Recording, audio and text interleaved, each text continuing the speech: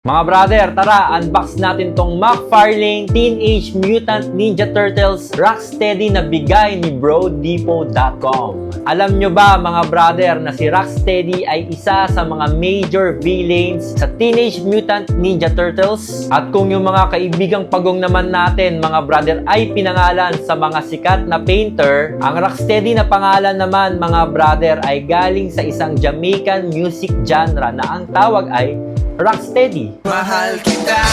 Hindi yan mga brother, hindi yan. Ibang Rocksteady yan, madlang people.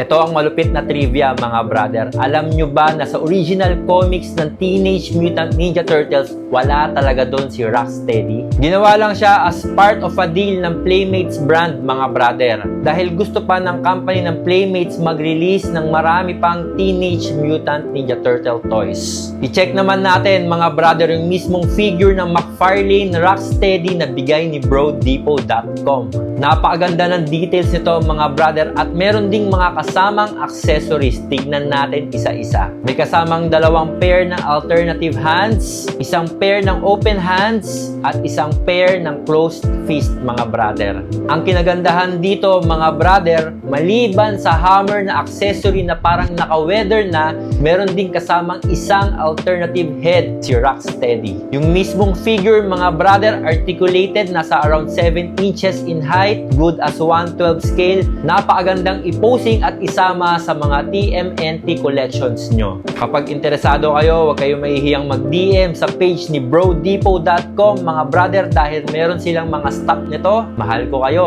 Champion! Mwah!